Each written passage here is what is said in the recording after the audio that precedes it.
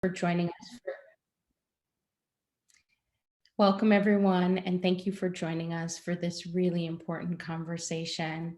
I would be remiss if we didn't pause to just create a space for connection and healing in light of the recent hate crimes and mass shootings that have occurred across our country. It is important that we take a moment to turn to each other, to reach out to each other with compassion, to appreciate the ways in which these events and experiences have affected us directly, indirectly, and impact our work. And we thank you for joining us in this space of belonging, appreciation, and collective community as we work together towards a more just, fair, and equitable world and experience for children.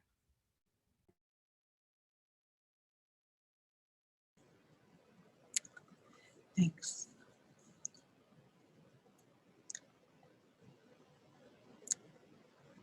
Thanks so much, Renee, for joining us. And thank you for that warm welcome and taking a moment to just honor where we are right now and what's happening.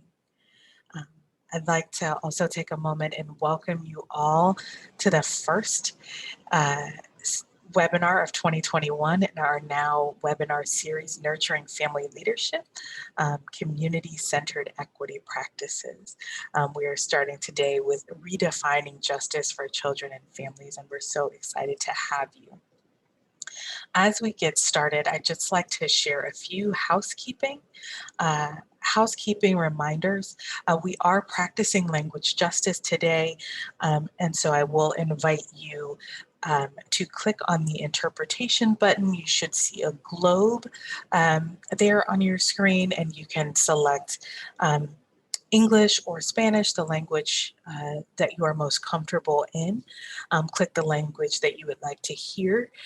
It is important for you to click the language, that way you can hear if anything is said in a different language. And thank you to the Community Language Co-op in Denver, Colorado for joining us and providing our language justice tools and supports today. Again, the Community Language Cooperative is providing our language justice interpretation services today, so we really appreciate that. We will be recording today's webinar, and it will be posted on the Now Innovation Forum at www.networksofopportunity.org. I'd also invite you throughout today's webinar, and also as we get into more of a discussion a little later in our time, to please submit your questions via the dashboard, and you can use a chat box for any comments you have. So this, what you see on your screen now is what it should look like, so you can submit your questions right there on the dashboard, and we'll make sure that we can get to them. Just to give you a bit of an outline of what to expect today. We're starting, of course, with a welcome and a little bit of an overview and background about Vital Village Networks and the Networks of Opportunity for Child Wellbeing. And then we'll jump into our conversation with our fantastic panelists today, our fantastic guests. And then we'll have time for some discussion and Q&A, so we encourage you to share your questions. And then we'll wrap up right at the top of the hour, which would be 2 p.m. Eastern Time. So just to share a bit more about Vital Village Networks, we are a national collective of diverse change makers and organizations committed to pioneering sustainable approaches to transforming child and family well-being. And so we thank you for taking the time to be with us today. The Networks of Opportunity for Child Wellbeing is a national initiative powered by Vital Village Networks, and we exist to achieve social transformation and racial justice by partnering with individuals, organizations, institutions, and coalitions across the country. And that work is focused on building the capacity to equitably share power with communities that have faced racial oppression and marginalization. And we provide lots of connections, and we connect with one another through the Now Innovation Forum, which is a national network of peer communities, really working to focusing on promoting child well-being and preventing early childhood adversities. So we're, again, happy to have you with us today. A little more about the forum. If you have not visited, please take a moment, or after following this webinar, you can do that. A link has been placed in the chat box for you. Stories, webinars, resources, all of that can be found there. So as I mentioned, we are kicking off our 2021 webinar series, Nurturing Family Leadership with Community-Centered Equity Practices. And so today is our first of 4 webinars over the next few months or the rest of the year. And so today we'll be focusing on redefining justice for children and families. In April, we'll focus on cooperative economies for collective leadership. June, we'll dive into sustaining family-led innovations for equitable COVID recovery. And in December, we'll be looking at equitable models for collaborative family leadership. So we have a great series set up for you this year. So now that we're done with introductions and our overview, I'm so excited to invite 2 amazing friends and partners of Vital Village Networks and the Networks of Opportunity for Child Wellbeing, Adrienne, Troy-Frazier, and Simone Lee. We'll spend a bit of time hearing from the both of them, and then we'll jump into some panel discussion, starting with a few questions from myself and then turning it over to questions from you all. So I encourage you to share your questions. And with that, I will invite Adrienne and Simone to join us on camera, and we will get started. And I will mute my camera. Thank you all. Welcome, welcome, welcome. We're so happy to have you. Thank you, Rhonda. As always, we are really honored to be invited to share in the Now Learning community, and always honored to be with you. So today we wanted to share a little bit about the healing justice work that we're doing in the early childhood community, which specifically is in the Lowcountry of South Carolina, the region that we reside in is Berkeley County, and most of our efforts are focused in this region. I also want to just thank Simone, for our doula and community champion and parent educator, for sharing with me some of the lessons that we've learned over the last 3 years, actually, and working with family around equity issues.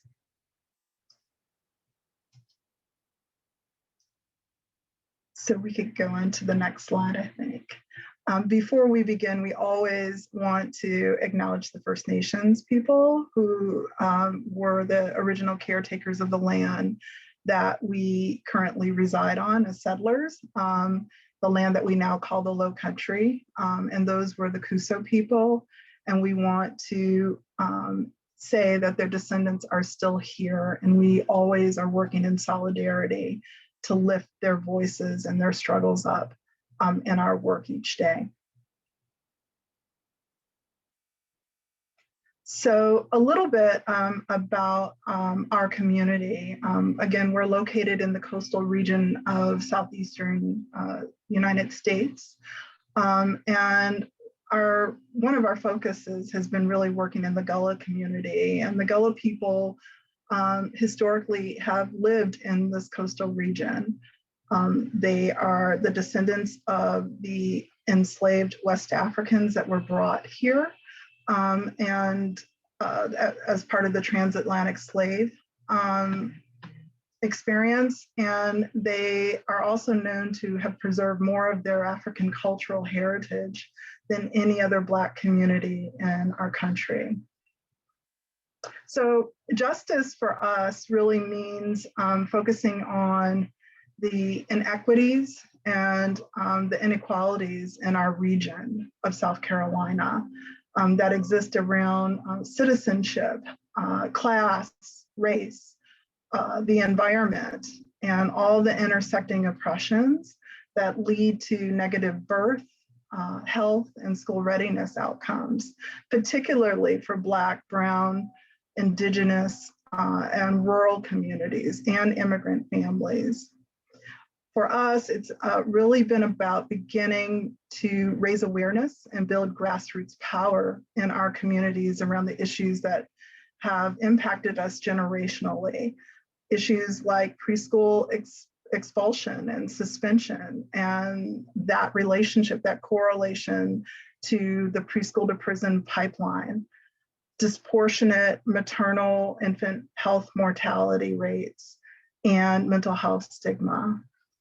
And prior to COVID-19, we were the B Collective, the Berkeley Early Education and Care Collective, through Berkeley County First Steps, our backbone organization, worked to co-design conversations in the community that really sought to address the mental health stigma and the barriers to accessing culturally responsive behavioral health supports in our communities. So we were bringing folks together in person up until I think it was February of last year, and just to talk about these issues and ways that we might be able to respond to better support families and early educators.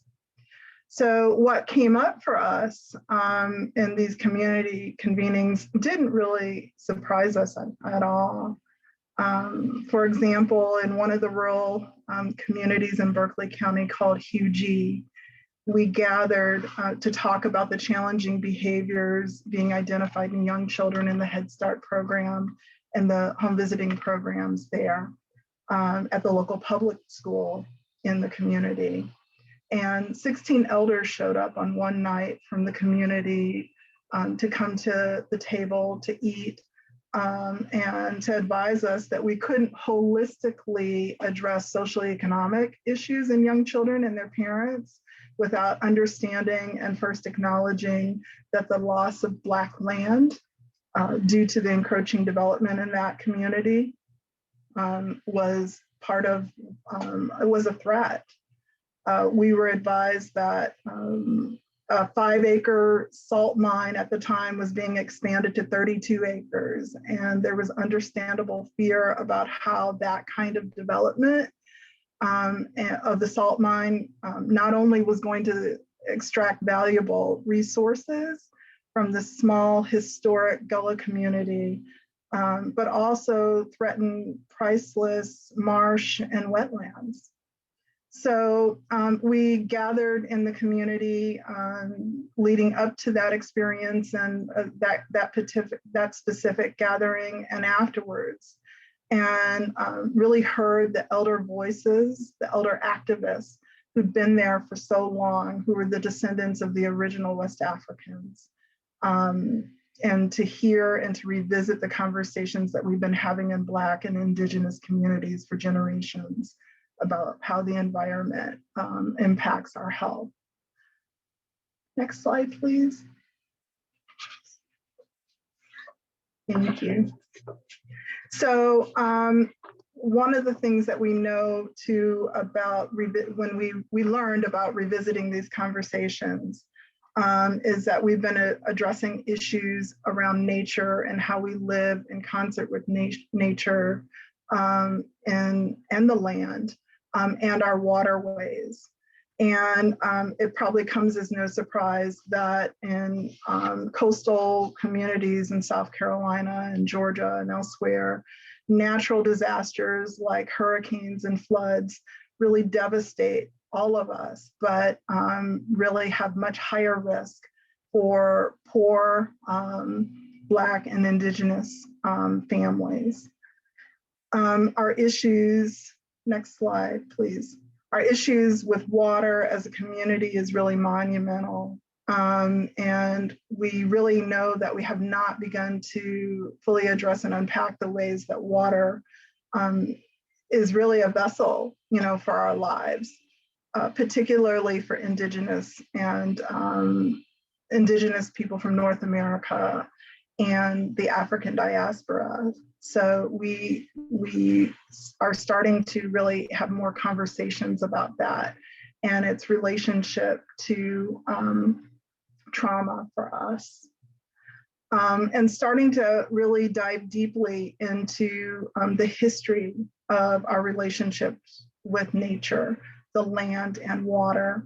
And the fact that we have always been stewards and caretakers of the land, and we've experienced a great disconnect in our communities with children and with our early educators in terms of really pulling nature and the outdoors back into learning about our own history and about how to impact and protect the environment.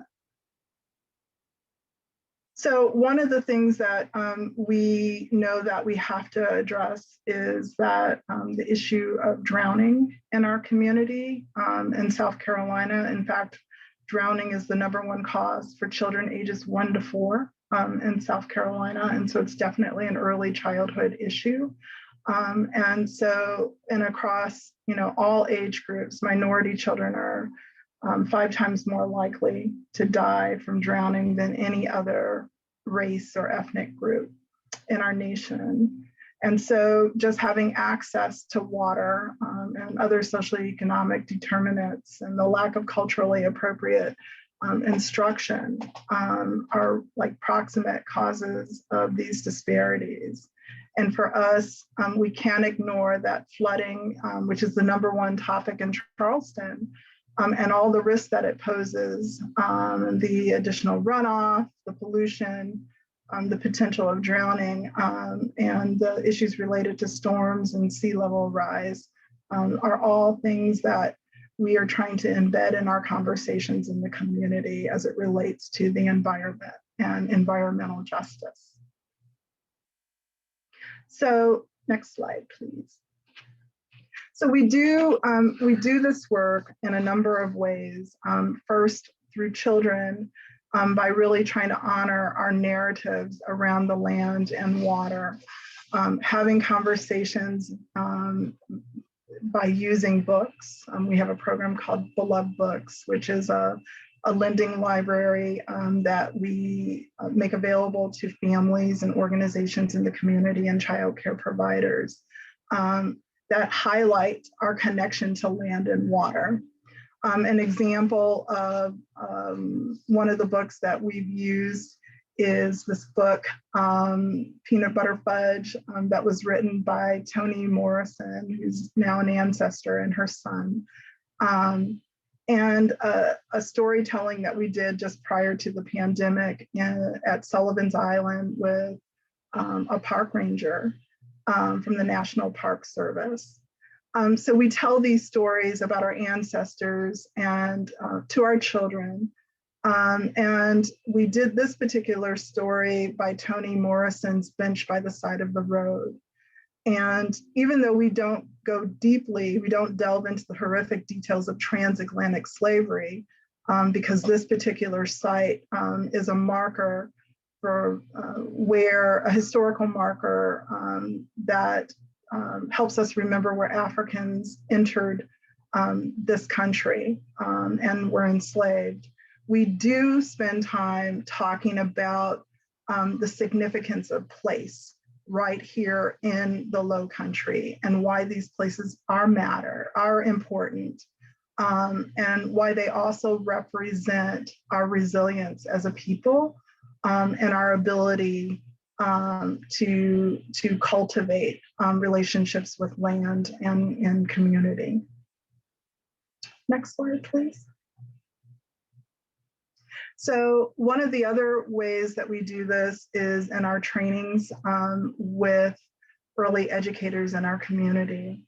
Our agency partners with Charleston and Dorchester County First Steps to offer what we call a pyramid cohort, which is a cohort designed to provide foundational race equity training for early educators, and then enlist them to think about ways they can embed equity in their practices with young children in their programs to prevent preschool expulsion and suspension.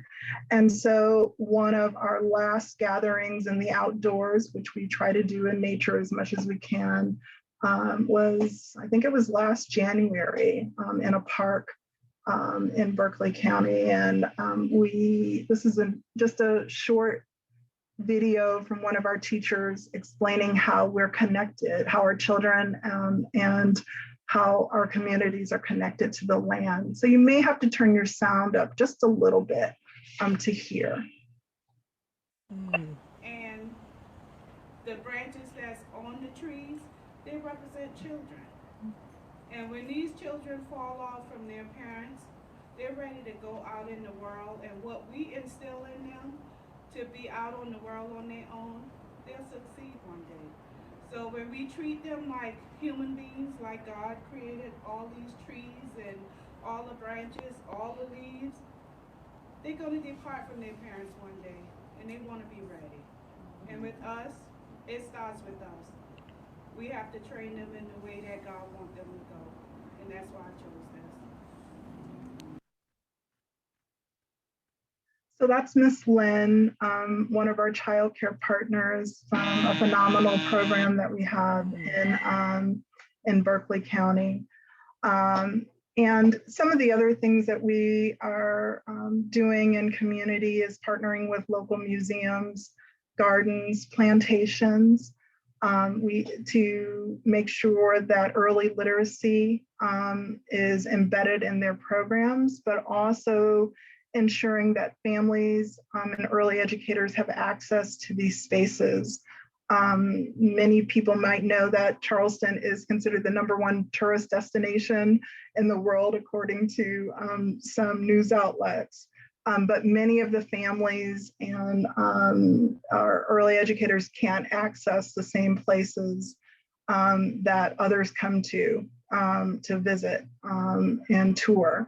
And so by embedding early childhood programs in these locations and working with these institutions, these cultural institutions, we are trying to make access to these places and the actual telling of the history of Indigenous and Gullah people very present in these communities as well, in these institutions and spaces. Next slide, please. Next slide. I just like to show off our children in our programs. And so, as mentioned, we're really focused on, meeting with community. Since COVID, we've started virtually hosting a Caring for the Caregiver gathering that's offered in Spanish and English. And is designed to provide healing-centered tools for managing stress and caregiving to folks in our community. We also host virtual health literacy gatherings with Black women that are focused in on the ways that community can come together and talk about the racial violence and physical neglect that's happening for us in the world, and in medicine and in healthcare. With Simone, we are talking about improving birth inequalities, and so we're meeting monthly to really examine the issues that may not always be about mortality, but the issues that also lead to the pain and the lasting trauma that impact us and our health and our lives long term. Next slide, please. Again, I just like to show off our children. So.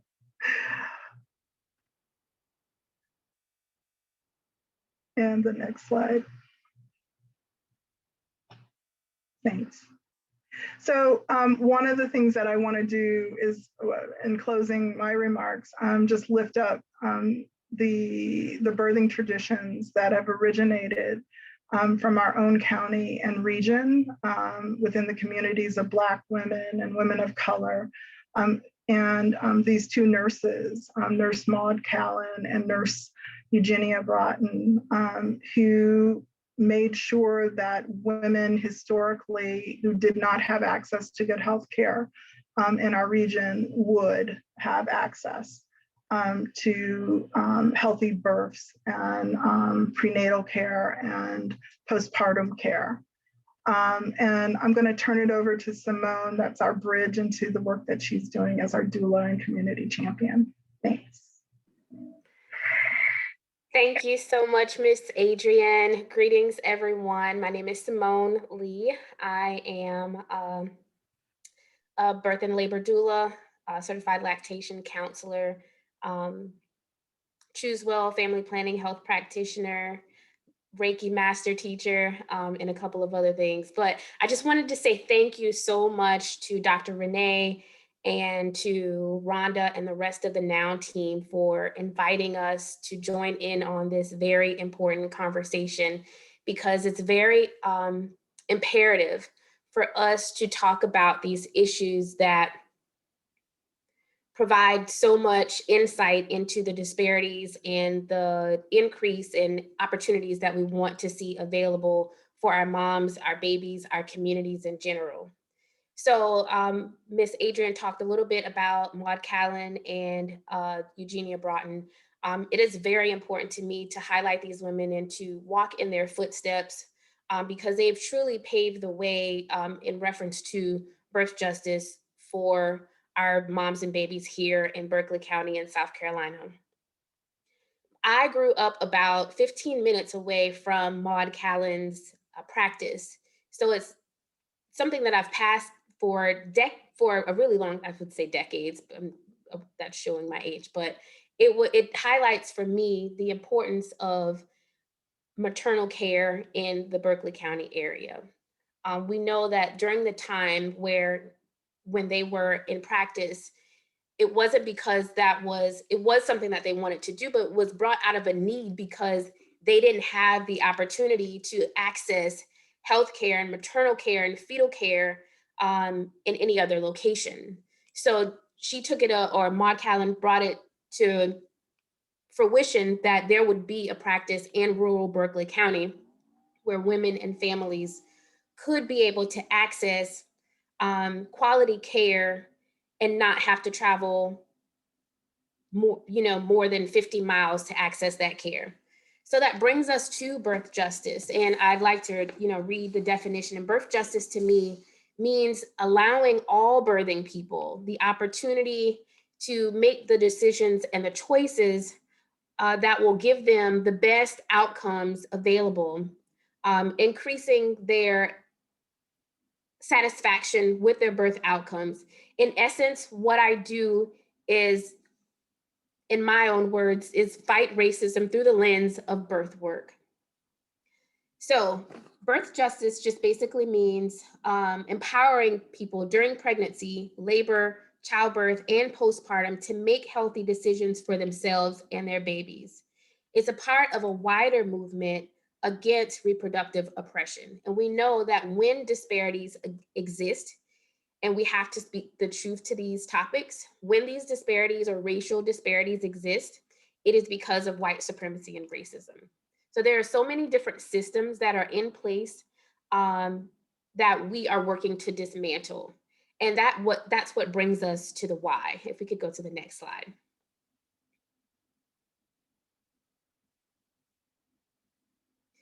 So we know that Black, Brown, and Indigenous people are denied equal access to quality maternal care that is free from bias and discrimination. Across this country, they're treated with condensation, disrespect, neglect, and fear-based coercion. As a doula who goes into birthing facilities all of the time, I bear witness to a lot of these. And that is why it is so imperative to have an individual who is well-versed in birth and labor, that knows the stages and the natural progression of things to help to decrease the amount of disparities. Studies show that having a doula available decreases your risk of cesarean section, decreases the uses of pain medication, it increases breastfeeding rates, it increases the chances of higher APGAR scores, and it also increases, and this is what's most important to me, that moms and families and birthing people as a whole are satisfied with their birthing experiences. Sometimes when asserting their rights for bodily autonomy and for self-determination, birthing people are met with surveillance and policing under the system and structure of racism and discrimination. And so by having them have an advocate by their side who they've met with prior to their birth and labor experiences, it helps them to go in empowered. It helps them to be able to recognize the stages and functions of labor and to know what options are available to them so that they can make the best decisions for their lives. Most people feel like doulas only assist during non-medicated births. I am there to empower families to make the decisions that are best for them, taking into consideration past trauma and other things that other life experiences to ensure that these people are able to make the best choices and decisions that would increase their overall happiness with their birth experiences. So next slide. So just a little bit of facts about birth in America. The US is the only developed country where maternal mortality is on the rise. And the fact of the matter is Black women in the United States are 3 to 4 times more likely to die than white women, regardless of their education, regardless of their income, and regardless of any other socioeconomic facts. And that is one of the reasons why I pointed back to the fact and will continue to point back to the fact that is because of dominant culture, because of racism, and because of white supremacy that a lot of these disparities exist. So 50,000 American women suffer from life-threatening complications during pregnancy. In other countries where midwives take the lead in pregnancy and care, mortality rates are substantially lower. So that is why it's important for us to fight for equality, not only in other sectors of life, but where it all begins, where it all ties in. And that is birth here in the United States. Next slide. So I'm going to talk to you a little bit about how we challenge dominant culture through the work that we do. The first thing is rapport building. We have to build trust with the individuals who we come into contact with. We have to make sure that they're safe and they feel safe in an environment that most other times they do not deem as being safe. And we know that right now through individuals or communities of color being hesitant with the COVID-19 vaccine. We have to build confidence. We have to build relationship. We have to build community. And that is why it's important for us to be able to be in community, to have these conversations with individuals, to know what their concerns are so that we can know how best to advocate them. We can't fix what we don't know, and we can't assume that we have the solution to a community's problems when we're not part of that community. Next slide, please. So the next thing here is the value of labor support. Like we have to know what our options are so that when we arrive at our birthing facility or when we opt for that home birth, we know exactly what options are available to us. We can't choose options that we don't know are available. So for instance, most individuals, when they arrive at their birthing facility, we understand that women of color do not receive the same bedside care as their white counterparts. And that's statistically shown. So it's important for us to make sure that our individuals, our birthing families, go in knowing the options, whether that be whether or not to have an epidural, Pitocin and its uses, scheduled cesareans or scheduled subsequent cesareans, knowing that a lot of the information that is recommended in birthing facilities only contribute to the disparities and the outcomes that are so prevalently available or that exist right now for our communities. So we have to understand and be in conversation with individuals in order for us to inform them of what those options are. That means education, that means building rapport, that means understanding past trauma, that means working from a culturally responsive and a trauma-informed practice that allows individuals to show up completely and unapologetically as themselves. Next slide. And a part of that is for us in rural South Carolina is education and reconnection. That is how we challenge dominant culture and challenge a lot of the structures that unfortunately exist.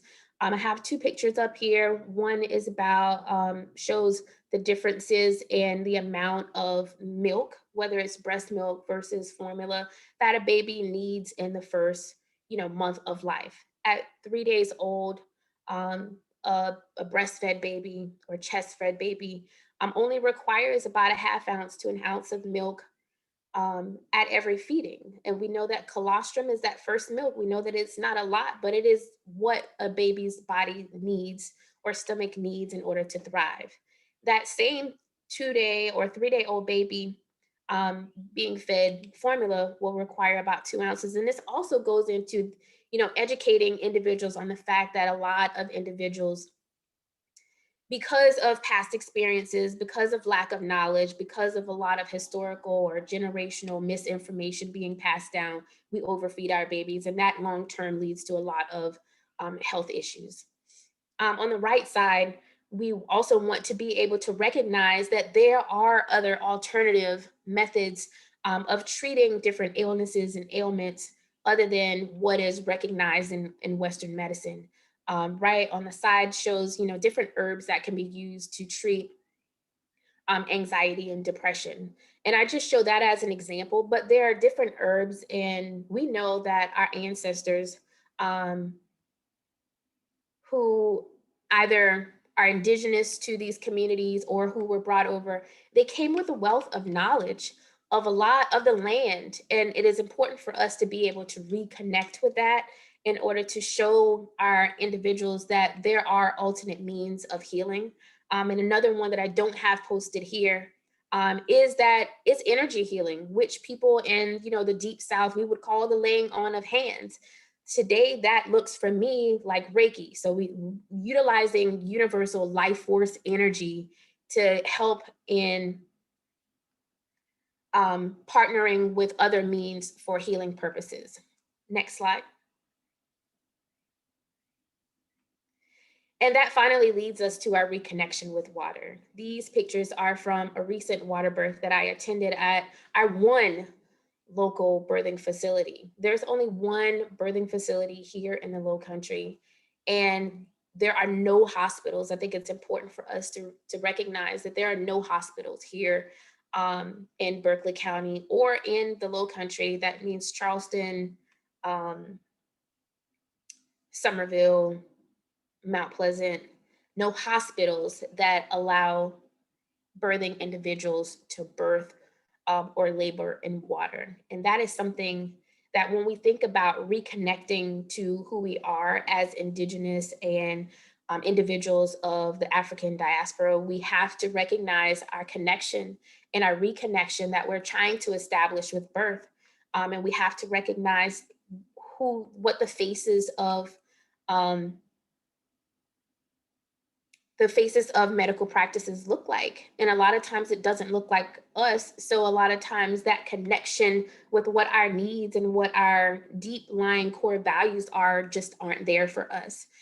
So I just wanted to make that connection with water and birth, because not only is water calming, but it provides a safe transition for our babies who have been living in water the entire time that they've been in their mother's wombs. Like, it's very important for us to recognize that that connection has to be there in some form or fashion. We have moms who, will labor in water, but not necessarily birth their babies there. But that is something that should be an option should that mom choose to deliver in that way.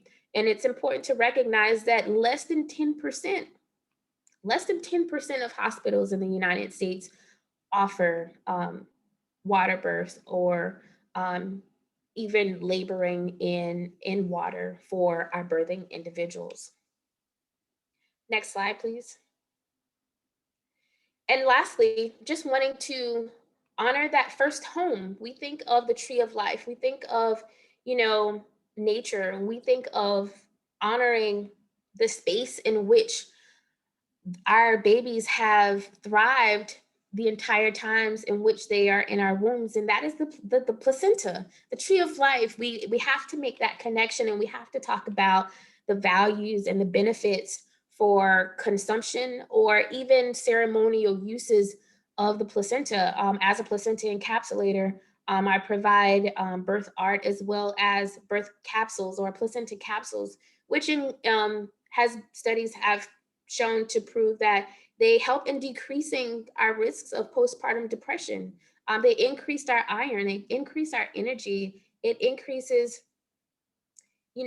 our overall excitement or happiness. We've heard of the baby blues, but what we don't recognize is once we birth the placenta, and I guess backing up a little bit, by the time a mom reaches her third trimester, she's at 3 times her normal hormone levels. And once we birth that placenta, that's all depleted at that point.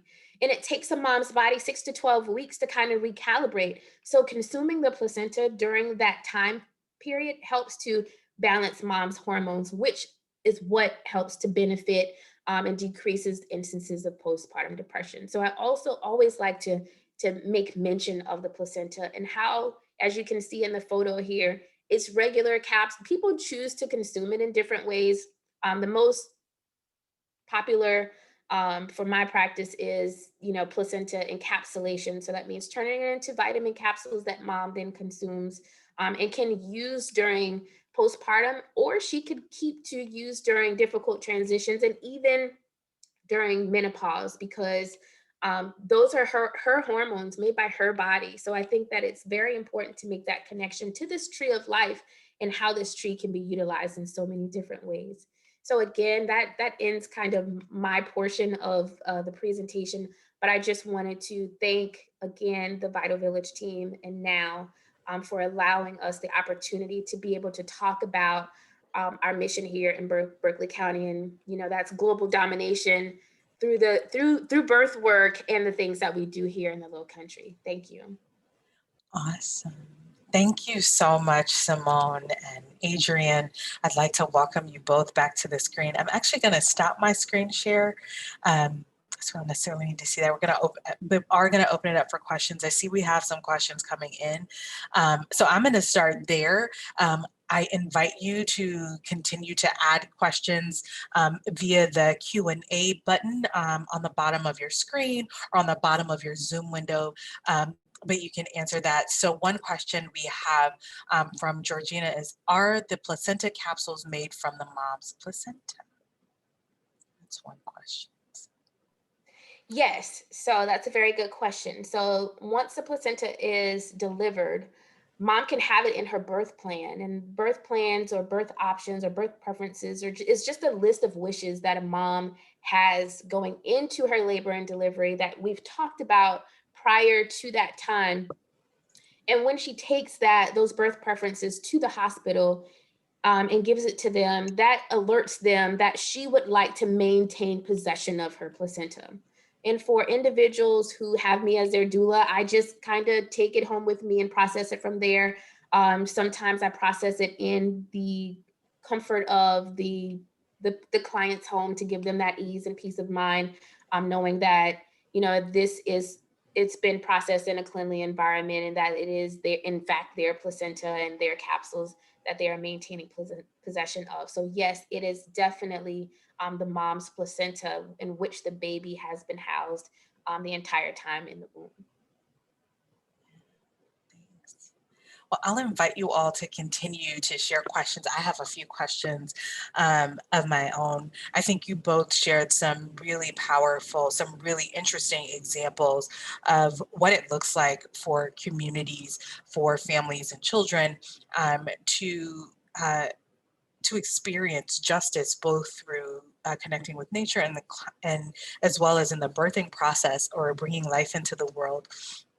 And I'd love to hear maybe about how some local leaders and families are leading the work that you're doing.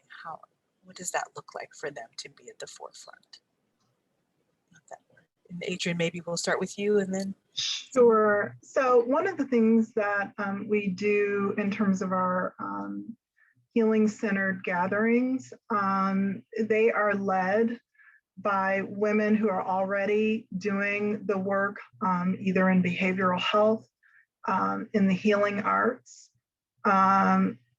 in our community. They are generally women who are from Latinx or Indigenous communities here, or Black communities here, who have a yoga practice here, or they're doing mindfulness and movement arts. Simone is an example of a community leader who came to us as a doula with her own organization, Birthing with a Purpose, and has really become our champion for birthing in the community. What we've also been encouraging is other women who are in healing-centered programs here, or doing advocacy in immigrant communities to come forward and help us co-design supports that really advance the equity work that needs to be done around health and early childhood.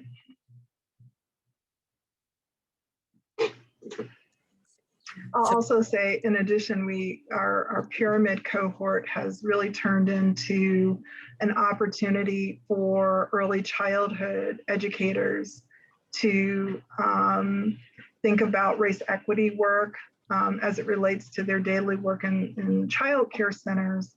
But what we're seeing grow out of that is the interest in advocating, doing direct action with local legislators, at the local and state legislators, and really kind of understanding what their power is.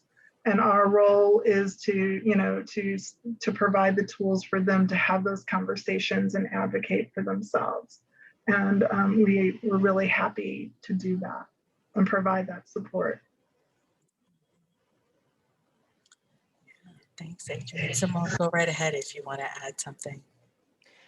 Just to echo what Miss Adrienne said, we like to center our community voices. And one of the ways in which we do this, she referenced some of the monthly conversations that we have with local organizations. And we've taken that opportunity to center a lot of the voices of moms who have served as panelists to tell their birthing experiences and to tell their stories. And to center them and to have individuals look to them as community pillars, being as if, having gone through that experience, that makes them sort of an expert in that field because they know what those experiences are like, and then they can then educate individuals on the things that they did or the things that they didn't do that they wish that they did, or different options that they didn't recognize were available. So that's just another one of those ways that we help to center those voices of the community and making sure that those voices are heard, because we know that the individuals who are closest to the problem are also the people who are closest to the solutions. Absolutely, thank you. Simone, I actually have a question for you from Jay. It says, do you have any statistics of life expectancy of mothers who deliver their babies in the water?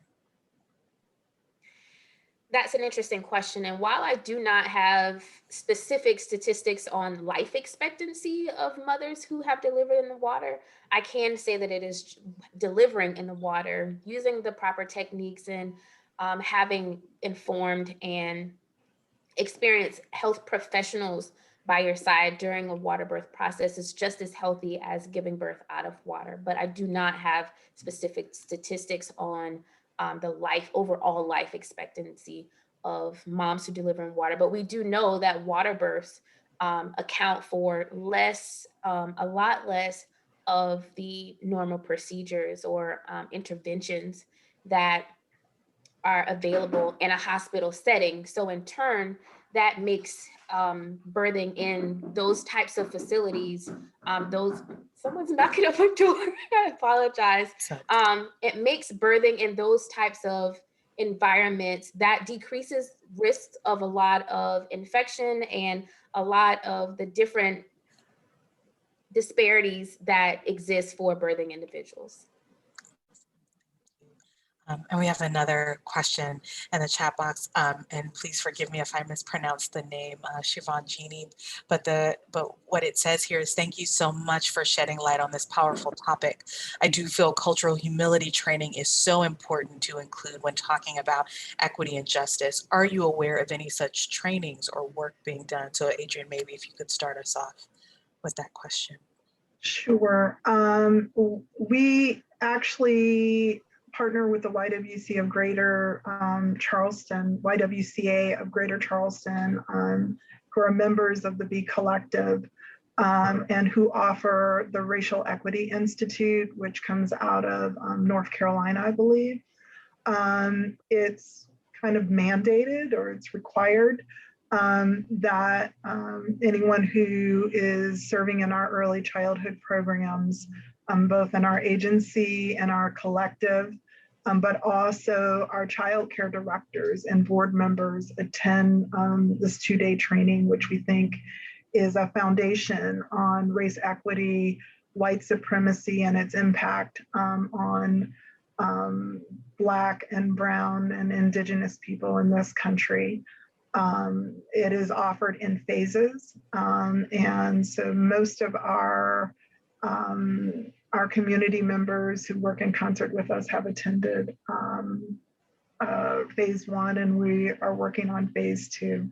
But out of those trainings, we have a community of practice that's embedded in our pyramid cohort, and really collectively as a staff to help us kind of delve in deeper on how to address the issues of that institutional racism presents us. Because we know it has to be done collectively. Can't be done just individually. We have to do it together. Absolutely, and there's levels to the work, right? There are, and thank you to my colleague Diana, who's adding some resources in the chat box, some links, so feel free to check those out, and keep the questions coming. I think I have a question, but we also probably have time for at least one more question. My question, when we do this work, of course, we hear about the successes and the great work that you're doing, but would just love to hear a little bit about some of the learnings or challenges that you've come across in this work in building relationship with community and deepening your relationship. So would just love to hear a little bit more about what some of the challenges you face and how you all have gone about addressing them. So I'll just say, quickly, we still have challenges when we're dealing with larger institutions, health and educational institutions, and when we look at also the lack of data that exists in our state on preschool expulsion and suspension. That data is not really available to us. We have to pull it from the Office of Civil Rights. And we come with that data in hand when we're talking with our local education partners. And so we really, are still struggling for good data and for the opportunities to have, to work in agreement with these institutions on ways that we can address the disproportionality that we're seeing in our school system for young children. Data is so important. Simone, any challenges that you might like to highlight? Yeah, so challenging a lot of the generational information that is out there. That is one of the challenges that is big, because people do what grandma did and what grandma's grandma did. And a lot of times that is contradictory to what is evidence-based and what is actually something that is going to decrease the disparities that exist. Another one is building that community trust and knowing that it will take time and effort from us as an organization and as a people to be able to build trust with individuals who come in saying that they would like to assist and would like to accept, offer, and have people actually accept that assistance. So yeah, that is definitely one of our challenges that that exists, because a lot of times in hospital settings for me, the challenge isn't necessarily the client and their wishes. A lot of times that is navigating, mom or grandma who might be there, who have their ideas and choices that they feel as if, that birthing individual should make, which was probably the same as what they made. But in the long run, we have to look at what those decisions have done to the statistics as far as what is healthy and what is against what is acceptable or needed in our community and for our birthing families. Thank you so much. So we had one other question in the Q&A box just about sharing your Instagram or your social media. So we'll make sure to get that shared, either share that with a person who asked, either in the chat box, or we'll make sure that it goes out in our post-webinar communication. We'd love to have you following all the social media. So I have one last question for you. And if you could describe justice if you could describe justice through climate justice and connecting with our nature, or birthing justice, just paint me a picture real quick of what that looks like in your mind, if you could do that, just real quick. And maybe we'll start with Adrienne, and then Simone can wrap us up. I think justice for us is, providing all families without regard to where they come from racially, or in terms of social economics, or immigration status, with equal access to healthcare that's quality healthcare, and equal access to early childhood and educational systems, and clean and safe land and waterways.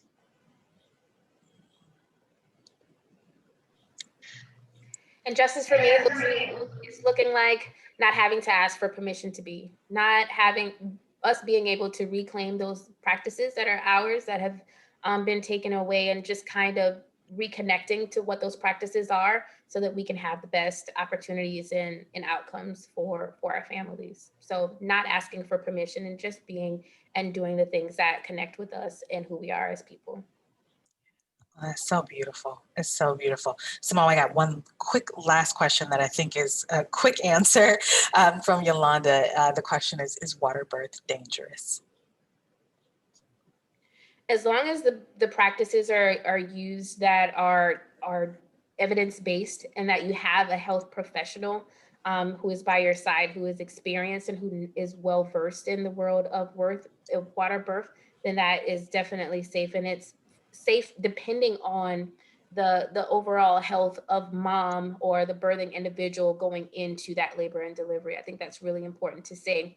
Not everyone is a water birth candidate because of, predisposing health conditions and things of that nature. So that's why it's so important to talk to a healthcare provider who is well-versed in water births, and work together in community with them to come to a decision as to whether or not that is what would be safe for each individual person. Thanks so much, Simone. Thank you, Simone and Adrienne, for taking the time, for sharing your wisdom, sharing your story, sharing how you all are redefining justice and designing what that looks like for the Lowcountry, for our children, for our families, for those bringing life into the world and creating a beautiful connected journey from the start. It's so, so important, and every little bit is really fighting for the justice of all of us. So we really appreciate that. Also want to thank our participants for joining us today, and invite you to visit us on the Now Innovation Forum. You can sign up to engage with us. We'd love to hear from you, love to have you connect with us. As we shared earlier, this webinar is being recorded, and slides and the entire webinar will be available through the Now Forum. So we'd love to have you join us and stay in touch with us that way. I'd also like to invite you to check out our podcast, In the Arena with Now. Our latest episode features Essex County Council for Young Children in New Jersey, Jersey. And that episode is focused on centering parent leadership to foster a trauma-informed new work. So with that, again, our next webinar is going to be on Thursday, April 22nd, 1 p.m. Eastern, 12 p.m. Central. So we hope to see you all there. Thank you all so much. Have a great rest of your day. Here's our social media. Please find us there, and we'll see you soon. Bye, everybody.